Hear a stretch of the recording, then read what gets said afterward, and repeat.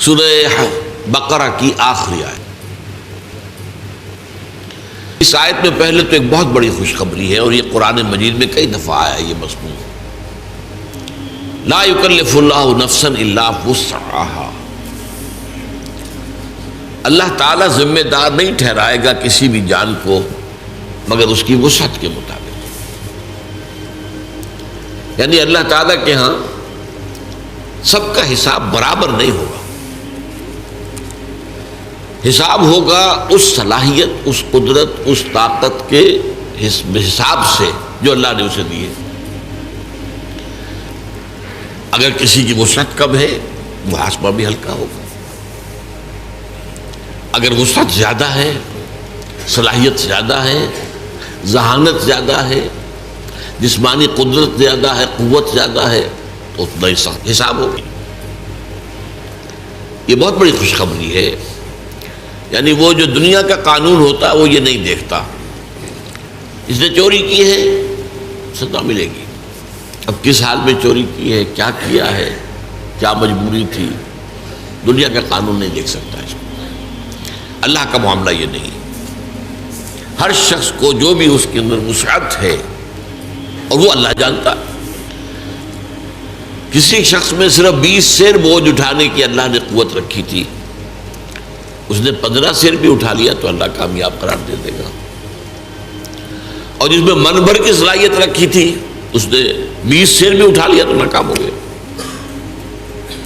تو گویا کہ یہاں کوئی فلیٹ ریٹ نہیں ہے۔ لا یکلف اللہ نفسا الا وسعها، کوئی جان بھی ذمہ دار نہیں ٹھہرائی جائے گی، مکلف نہیں ٹھہرائی جائے گی مگر اس کی وسعت کے مطابق۔ البتہ یہاں ایک شیطانی وسوسہ آتا ہے،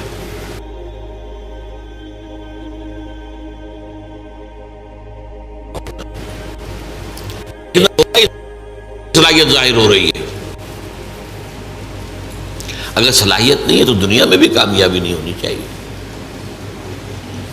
دنیا میں تو آپ آگے سے آگے جا رہے ہیں، اور دین کے لیے یہ کہہ دیں میرے اندر صلاحیت نہیں، یہ دھوکہ ہے۔ تو اللہ جانتا ہے کس میں کتنی صلاحیت رکھی، اس کے حساب سے ہوگا معاملہ۔ اپنی امکانی حد تک آدمی کر گزرے بس، اللہ تعالیٰ کے اللہ کو معلوم ہے حساب کتنا ہے، کتنا لینا ہے، کیا ہم نے دیا تھا، کتنی قوت، کتنی ذہانت، کتنی صلاحیت کتنی ہم نے دی تھی۔ لیکن اس شیطان کے دھوپے نہیں آنا چاہیے، بلکہ یہ دیکھا جائے گا اگر آپ دنیا میں کامیاب ہیں، آپ کی تجارت جو ہے پروان چڑھ رہی ہے، پھل پھول رہی ہے، یا اور آپ اپنے پیشے کے اندر ترقی کر رہے ہیں دن بدن، تو ظاہر بات ہے کہ صلاحیت ہے۔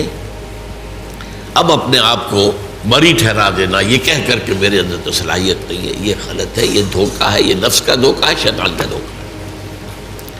تاہم قاعدہ اپنی جگہ یہی ہے، لا یکلف اللہ نفسا الا وسعها لہا ما کسبت وعلیہا ما اکتسبت۔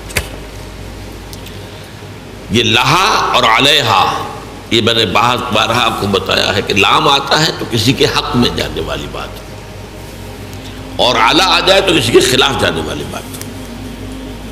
القرآن حجت لک او علیک، قرآن یا تو حجت اور دلیل ہے تمہارے حق میں یا تمہارے خلاف، اس پر چلو گے، اس پر عمل کرو گے تو وہ تمہارے حق میں گواہی دینے والا ہوگا، اللہ سے سفارش کرے گا تمہاری، اور اگر تم اس کے خلاف چلو گے تو وہ حجت بن جائے گا، دیکھو یہ ہم نے بتا دیا تھا کہ نہیں تمہیں، اب وہ تمہارے خلاف دلیل بن جائے گا۔ القرآن حجت لک او علیک، یہی بات یہاں فرمائی، لہا ما کسبت وعلیہا ما اکتسبت۔ ہر نفس کے لیے، ہر جان کے لیے ہے وہی کچھ جو اس نے کمائی کی ہے، اور اسی پر وبال آئے گا اس کا جس کی کہ اس نے گناہ کی کمائی کی۔ یعنی یہ کہ لا تزر وازرۃ وزر اخری، کوئی اور کسی اور کا بوجھ نہیں اٹھا سکے گا، نہ باپ بیٹے کا بوجھ اٹھا سکے گا، نہ بیٹا باپ کا، نہ شوہر بیوی کا، نہ بیوی شوہر۔ ہر ایک کو اپنا بوجھ خود اٹھانا، لا تزر وازرۃ وزر اخری۔ تو لا یکلف اللہ نفسا الا وسعها لها ما کسبت وعلیہا ما اکتسبت. اب اس کے بعد ایک دعا تلقین کی گئی ہے، ربنا لا تؤاخذنا ان نسینا او اخطانا. اے رب ہمارا مواخذہ مت کیجو اس پر اگر ہم بھول جائیں یا خطا ہو جائے. خطا کسے کہتے ہیں؟ بھول جانا تو واضح سی بات ہے. خطا اسے کہتے ہیں کہ ایک آپ نشانہ لگا رہے تھے، وہ نشانہ خطا ہو گیا. آپ نے تو نشانہ لگایا ہے لیکن وہ خطا ہو گیا. تو جو خطا ہو جائے اے اللہ اس پر ہم سے مواخذہ نہ کیجیے. ربنا لا تؤاخذنا ان نسینا او اخطانا ربنا ولا تحمل علینا اصرا کما حملته على الذین من قبلنا. اور اللہ ہم پر مت ڈالیو وہ بوجھ جو تو نے ہم سے پہلوں پر ڈالا. اب یہاں اصل میں اشارہ ہے کہ شریعت موسوی بہت سخت تھی، شریعت محمدی کو بہت آسان کیا گیا. شریعت موسوی میں ہمیں معلوم ہے روزہ رات کو سوئے تو شروع، کوئی سحری ویری نہیں، اب روزہ شروع ہو گیا، اب اگلی غروب تک روزہ چلے گا.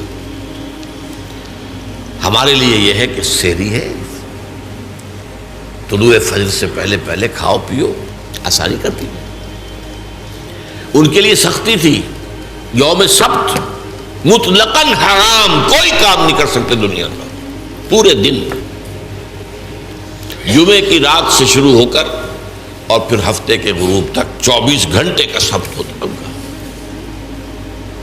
اور جو لوگ یہودی آج بھی جو پریکٹسنگ یہودی ہے وہ اس پر عمل کرتے ہیں، اپنے ٹیلی فون بھی ڈسکنیکٹ کر دیتے ہیں، کچھ نہیں، نہ ٹیلی فون سنیں گے نہ ٹیلی فون کریں گے، کوئی کام دنیا کا کوئی کام، بس عبادت کرو، تورات پڑھو، وہ جو بھی اور کوئی ان کے ہاں عبادت کا طریقہ ہے نوافل ادا کرو، بس یہ کوئی کام دنیا کا نہیں. اور ایک ہیلا کر کے اصحاب السبت نے، آپ کو معلوم ہے سورہ اعراف میں آیا ہے، تو جو ہیلا کیا تھا اس کے بعد بڑا سخت عذاب آیا ان پر.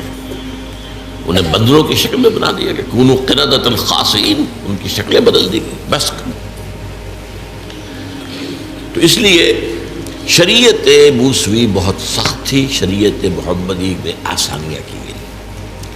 اور اصول بھی حضور نے فرمایا یسروا ولا تعسروا، بھائی لوگوں کے لیے آسانی پیدا کیا کرو، سختی نہ کیا کرو. عام طور پر ہمارے ہاں رویہ کیا ہے، آپ کو تو سخت سے سخت بات کا فتویٰ دیں گے، اور خود انہیں معلوم ہے کتاب الحیل کس طرح ہیلے سے بچا جا سکتا ہے، خود ہیلوں پر عمل کریں. یہ عام ہے. ہونا یہ چاہیے کہ آپ اپنے لیے زیادہ سے زیادہ سختی کر لیں، دوسروں کے لیے آسانی، جو بھی شریعت کے اندر وہ گنجائش نکل سکتی ہے وہ نکال کر دکھائیں. یرید اللہ بکم الیسر ولا یرید بکم العسر، اللہ تو تمہارے ساتھ آسانی چاہتا، سختی نہیں چاہتا. یہ بھی روزے کے حکم کے سلسلے میں یہ الفاظ آئے ہیں سورہ بقرہ کے.